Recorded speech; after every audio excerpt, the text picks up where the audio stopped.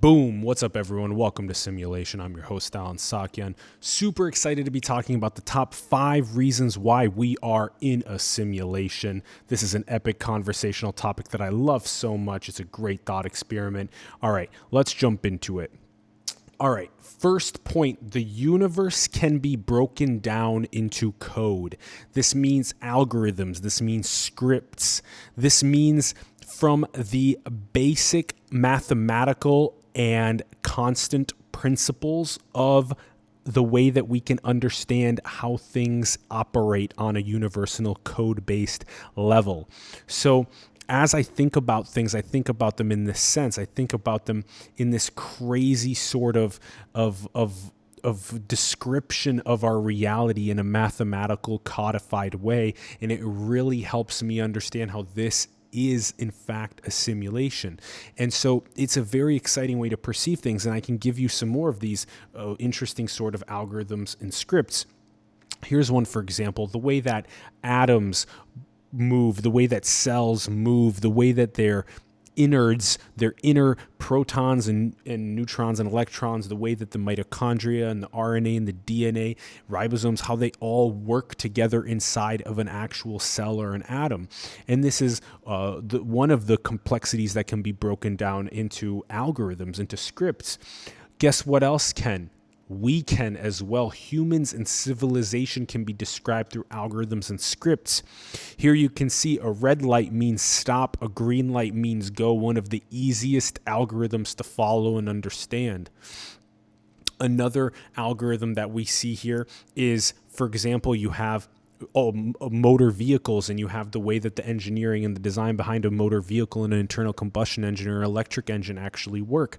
Again, more code, more understandings of how everything can be codified. Humans follow this as well in so many other ways. I want to jump before we get there. I want to jump to another example, which is through habitable zones. Habitable zones are another one of these ways of perceiving orbital dynamics, the ways that an Earth orbits a star, a rock orbits stars, planets orbit stars. Well, there's different orbital periods. Well, how long is Earth's? Earth's orbital period is 365.25 days. That is a script that it orbits the star. That is an algorithm that it orbits the star every 365.25 days. The same thing is true about the variable that we can calculate here, that the Earth is 93 million miles from the star. That, again, is a specific mathematical variable that is in the code here. And as you can see, Mercury is too close to the star to harbor life, and so is Venus, and then Mars is too far, as well as the other planets outside. And we can see in other places of the universe, there are tons of other examples of rocks in the habitable zones of their stars. And here's the way that we can understand ourselves as an algorithm as well, not just at the cellular level, but you can also understand it at the organ level, that the heart beats 100,000 times a day, that the heart beats almost 3 billion times in a lifetime nowadays, about 30,000 days or so to live. What are these sort of codified ways that we can understand why we are in a simulation, how we are in a simulation? Why is understanding reality at this level so important? And again, this is atom cell dynamics, civilizational protocols, orbital dynamics, heartbeats. And I want to put this into perspective as video games, because this is super relatable. This at times is like a video game. Well, guess what? So is when you think about playing as a video game character in a video game. Mario, for example, Mario understands the Mario world. Mario understands that Mario must complete the end of the level. Mario must go through the journey. Mario must collect these coins along the way and defeat these bad guys. Well, don't we have a similar thing here? What is our coin? Our coin is money. What is the way that we complete objectives and get to the end of the level? Well, that is basically our milestones of our lives. What we set as our ambitious goals and dreams are finishing up our levels and leveling up. What are we doing? We're gaining experience points.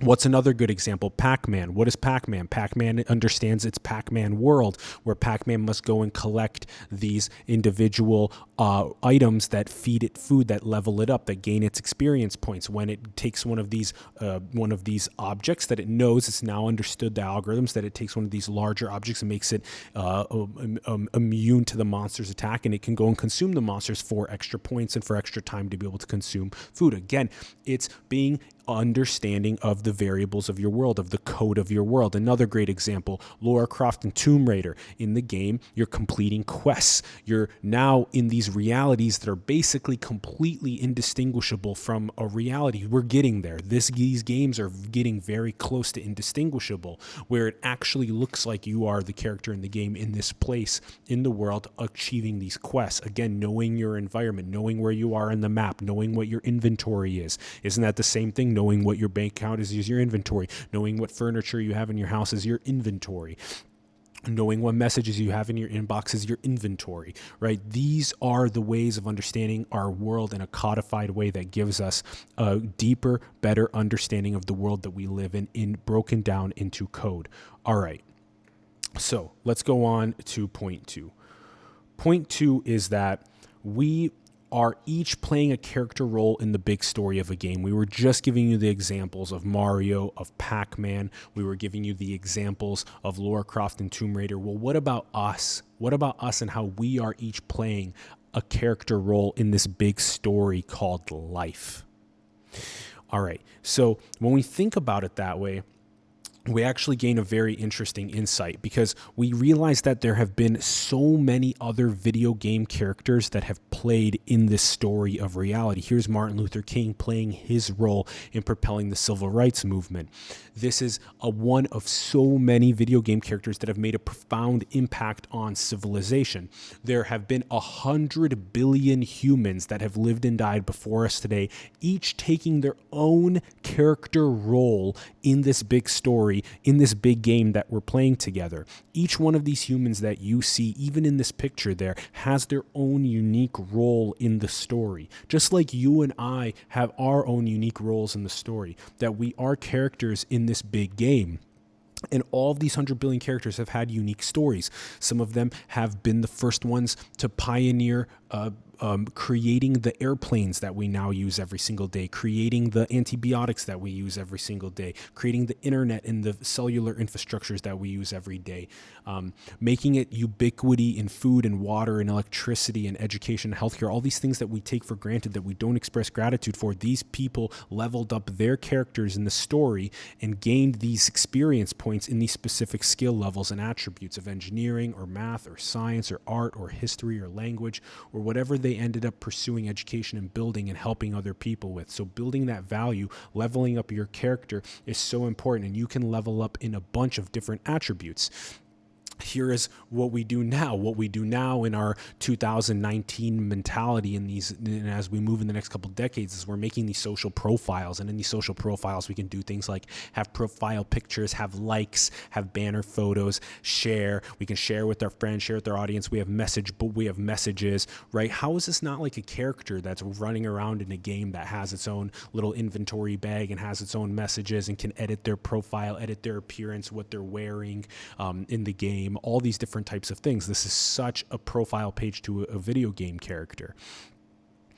And we have to remember that as we go and figure out what exactly we want to do with the limited amount of time we have. We only have 30,000 days to live, and we're going to spend a third of those sleeping. We only have 3 billion seconds to live, a third of those sleeping, that we have to pick and be vigilant with our time, with what we want to do. What attributes do we want to level up?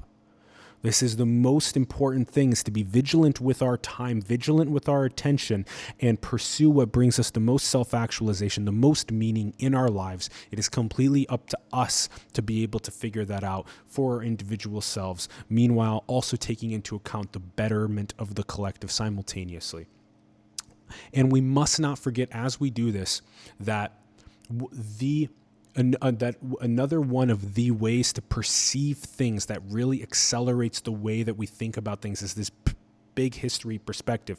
When you think about evolution and you think about the reasons why we may be in a simulation, well, you have to wrap your mind outside of your little 25-year time period, 50-year time period, however long you've been alive, 10 years, 30 years, etc. You have to go out larger than your lifetime.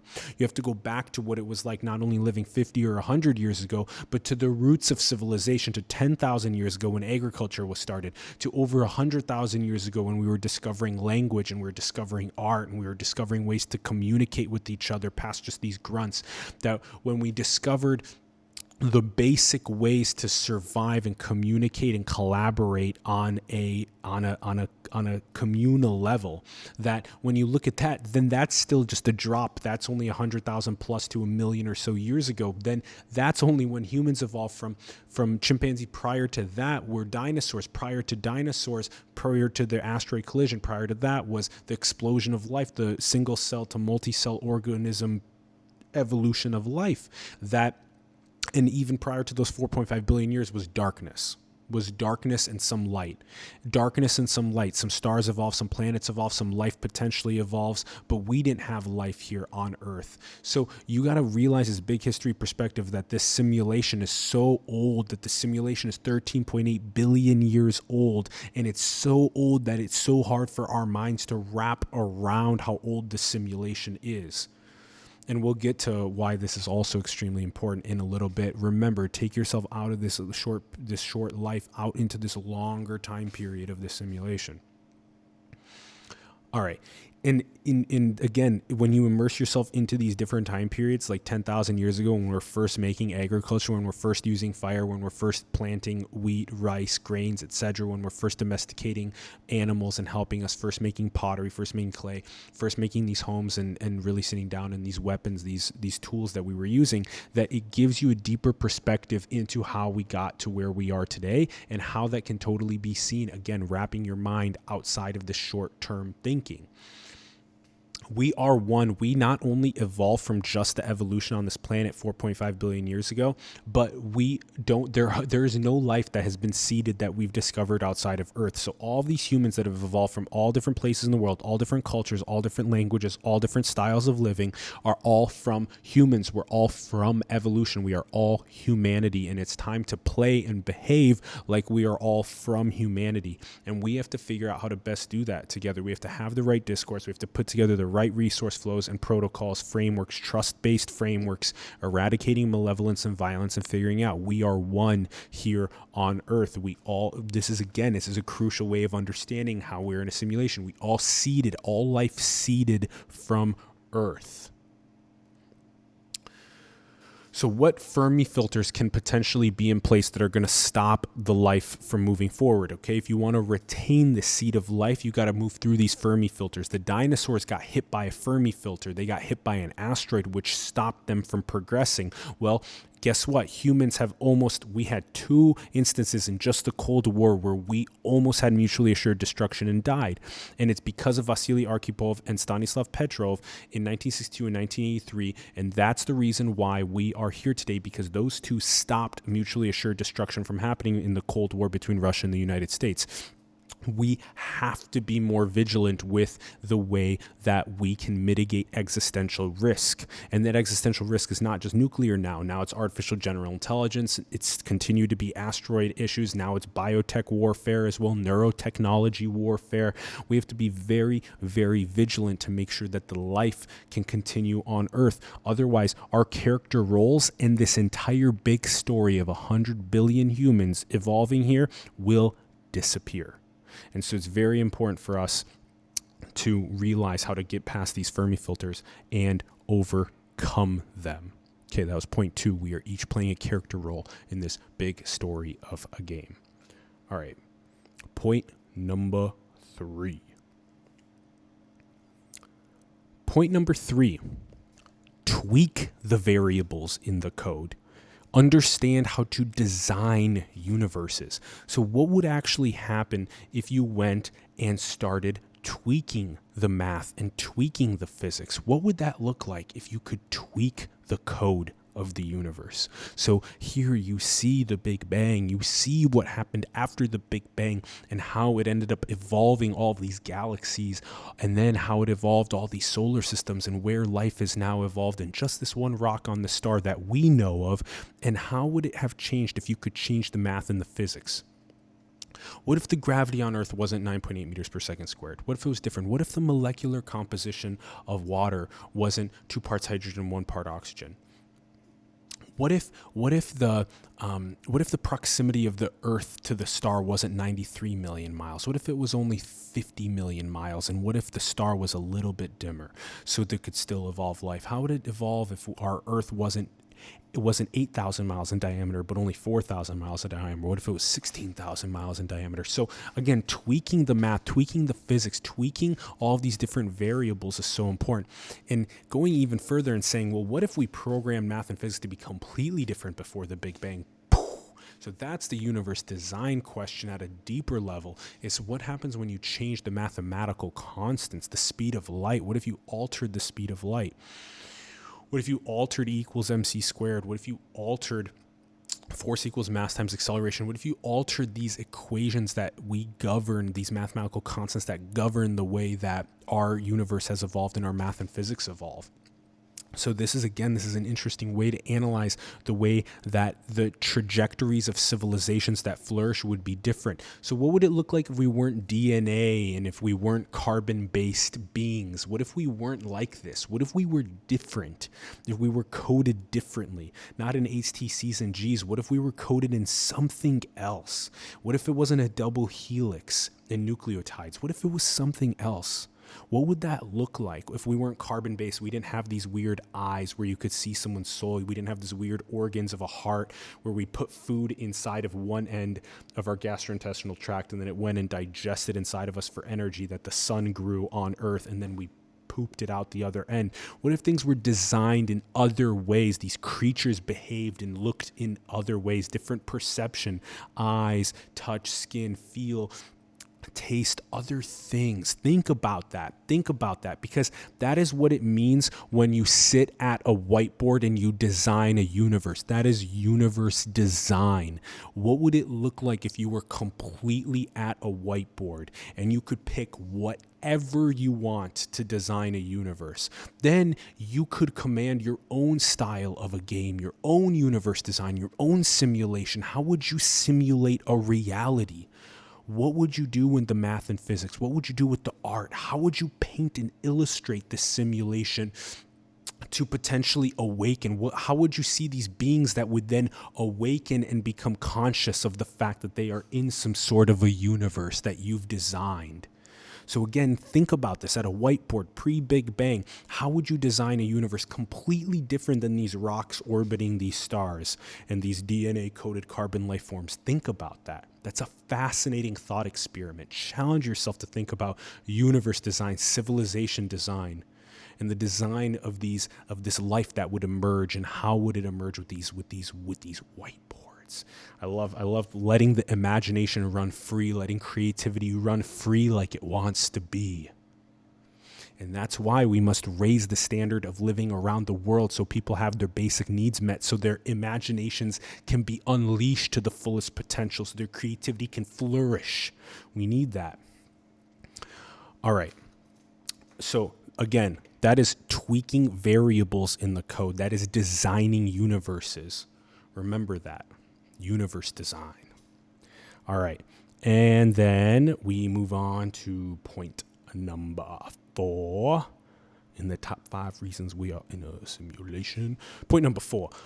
Program the math and fast forward 13.8 billion years to see ourselves. This is a really interesting way of thinking about things. This is like, can you actually think about what it would be like to program the exact math that we need in order to run the simulation of what this reality has evolved to be like? So literally you're pressing the start button on the Big Bang and you're letting it play. And instead of letting it play over 13.8 billion years, you just literally fast forward 13.8 billion years in this exact same coded Big Bang. Press fast forward 13.8 billion years and you land. And guess what?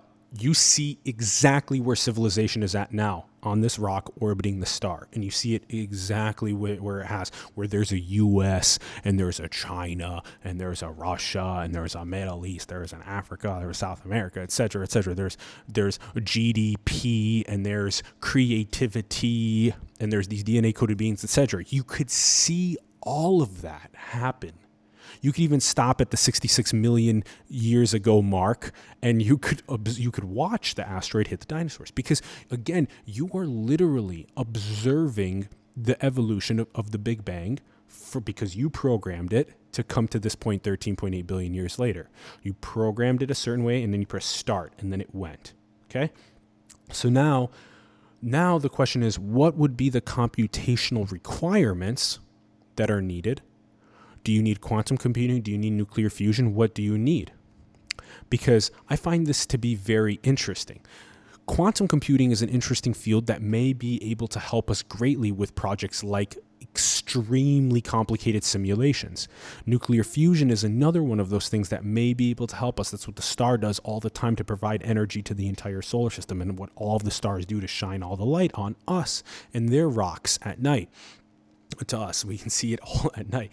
And then what else is extremely interesting about this is that it will, in running these simulations with nuclear fusion, with quantum computing, with whatever the necessary computational architectures and infrastructures are to be able to do this, will be extremely valuable for us, because running simulations is super freaking cool, and it can teach us so much. And simulations are great for running, not only for running what it's like to fast forward 13.8 billion years and for us to learn from 10,000 years ago what it was like, and for us to observe people in agriculture settings and stuff like that for the first times, for us discovering language and watching us through the lens of other humans discovering language, so we can watch all this and unfold, but also because we can run simulations of things like medical simulations for our health. How does dropping in a certain molecule into someone's body, how does it affect their brain? How does it affect their body, their organs? How does it affect their tissues, their cells, etc.? How can we prolong life? How can we eradicate aging? How can we digitize consciousness? How can we evolve so that we can live longer, so that we can creatively create more value into the world as humans, that we can watch civilization flourish for longer periods of time? That is very exciting stuff. What would you do if you could be around that long? So these simulations are an ultimate mirror to us. This is what it's like when things become completely indistinguishable with the virtual realities. That's when we will realize that, holy crap, we can program realities. And now I can jump into this virtual reality in a complete haptic suit, completely connected through my brain, everything, and I can't tell the difference between that virtual reality that I've entered and this reality. So I could be in that virtual reality for 80 years, and then right at the end, I come out, and I'm like, whoa, that was a virtual reality, and that's this life. That at 80, when I pass that, I'm just going to be like, whoa, that was a fun game. And then I just strap in and I go into the next virtual reality. And I just keep playing, and I keep jumping between these worlds, between these realities, between these rocks orbiting stars, or however else these universes can be designed. I'm excited to design these universes, to design these virtual realities. I'm excited to teach people about what it can be like for a civilization to maximally flourish, to be a pinnacle civilization. And that requires some of these really interesting thought experiences. It requires us to be more heart-centric, to understand that unity, to understand the emotional intelligence, the connection that we have to one another in this seat of evolution called Earth. So, okay, again, point 4, program the math and fast forward 13.8 billion years to see ourselves. This is a very exciting thought experiment. Everything else we can potentially learn from it along the way. All right, and the last one, point number 5. Point number 5 is kind of interesting. Okay, multidimensional forces at play on Earth. All right, so what does this mean, these multidimensional forces that are at play on Earth? Well, there's a lot that's happening on Earth that we don't really understand. We're here in these meat puppets, in these flesh vehicles, and wherever consciousness was seeded from, we don't know if it's actually localized in the nervous system throughout our bodies. We don't know if we were in some whatever happens before death, before birth, and after death. So again, before birth, after death, your life is here. Or what are those in-between phases, pre-birth and after death? Whether there be reincarnation and whatnot, whether there be some sort of an in-between phase where the soul or the spirit goes and communes with other people, with other souls and spirits, and then decides where they want to go play next, which rocks, orbiting stars they want to go play at, or which universes, which parallel universes, which multiverses, where they want to go and play next. Because this is multidimensional. This is some next level. This is not just this perception that's so limited. We can only see the visible light spectrum here. We can't see anything in the infrared. We can't see anything in the ultraviolet. We can't see anything in all of these other areas of the electromagnetic spectrum, and we can't even see the gravity. We can only feel this gravity pulling down us. We can't see all of these interesting things that are happening around us because our perception is so limited. So then when you think about what goes on in the 4th, 5th, 6th, 7th, 8th, hypothesizing all these dimensions, hypothesizing the multidimensionality of reality, what is actually coming through us. So this is what I say to be one of these really crucial conversations is what are the games that are being played on Earth right now? What good or evil forces are at play? What is potentially at stake here? Where did these characters come from? Why are they choosing to play on Earth? Has it ever felt like to you when you encounter someone else that is also playing for this good team or this light team where they're trying to help awaken people or enlighten people to this ultimate, gorgeous, beautiful destiny that we are, these beautiful, gorgeous humans on this planet that are so flawed but so perfect at the same time, and how we can maximally flourish together, how we can find this love and compassion from within and learn how to work together and become a pinnacle civilization, an interstellar civilization. That when you find those people, doesn't it feel such an interesting coincidental essence that there is something deeper going on where the souls or the spirits are playing here potentially, that there is that whatever's at stake here on this planet is actually really meaningful, that Earth actually plays a really important role in the cosmos, that life on this rock plays a really important role in the grand scheme of things. And it's also weird when you look around you and you see sometimes humans, they're not necessarily maximizing their potential. What is at stake? What is at play? What is going on? What is holding people back from their maximum potential?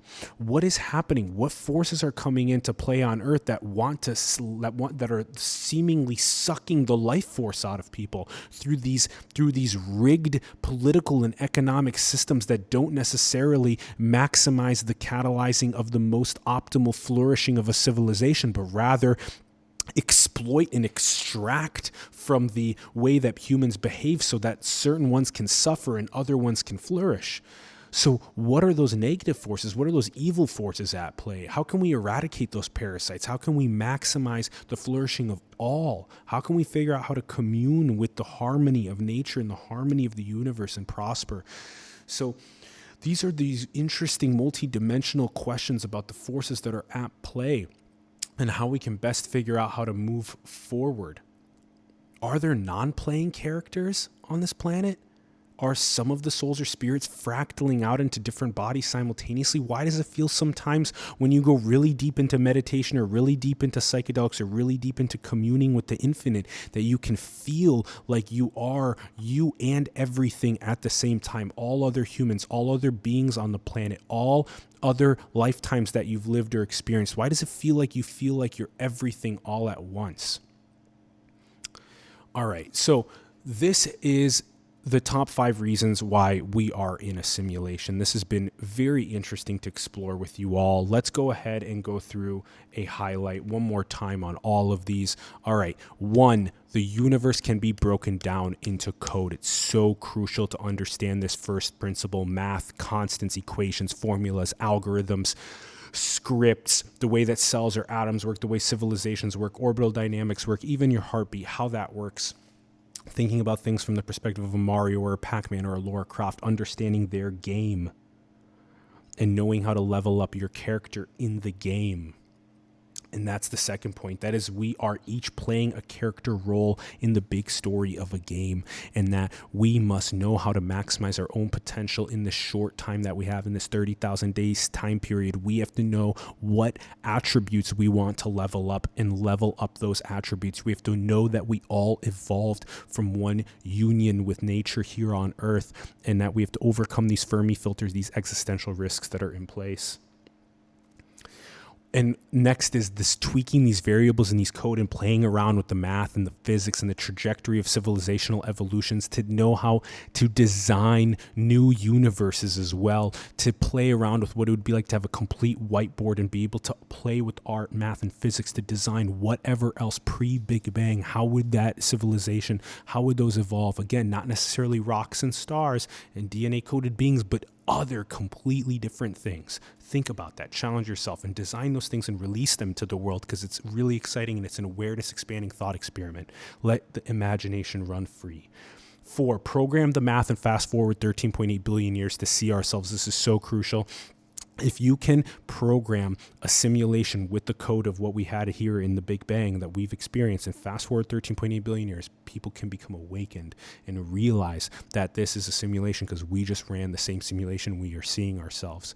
Think about what computational requirements are needed, and think about the indistinguishable virtual reality environments and how after an 80-year period, just take that off and you're like, whoa, that was a game that I was playing, that's crazy. And then you jump into the next virtual world. Interesting stuff. Point number 5, multidimensional forces at play on Earth. Keep this one in mind. What exists past our 3-dimensional reality? What is at play here on Earth? How can we maximize our potential here on Earth? How important is it that we actually do that together? All right. I love you guys all so much. I greatly, greatly, greatly appreciate you tuning in. This has been a blast. The top 5 reasons why we are in a simulation. It's been a lot of fun. I'm so happy that we were able to finally do an episode on this. I hope we can get more of us around the world playing with this thought experiment. Why is it so important to talk about why we're in a simulation? Why is it so important to hypothesize about things like universe design or about things like the universe being code? Why do these things matter so much? Multidimensionality. Let's start talking to each other more about it. Let's start asking each other thought-provoking questions more about it. If you enjoyed your time here, leave us your thoughts in the comments below. Let's start a global community conversation around these topics. Go and talk to your friends and your communities about them. Let's do it. Design universes yourselves. Go and tweak these variables. Play with them. See what happens. And if you guys also had a good time, join us. Simulation needs to grow. Simulation needs to impact more people. Simulation needs to do more cool things, and we need more teammates. We have so many cool projects that are all about awakening and expanding people's awareness to new dimensions of thinking, of that unity, of that collective learning and consciousness and intelligence. We can do it together. Join us below in the links if you want to join us. We love you guys so much. We're super grateful for you tuning in, and I'm Alan Sakian, your host. We'll have more content, cool content coming out for you soon. Greatly appreciate you. Bless you. Let's be grateful for this amazing life that we have together, and let's be vigilant with the way we pass our time and maximize our own potential and other people's potentials. I love you so much. Thank you, and we will talk to you soon. Peace.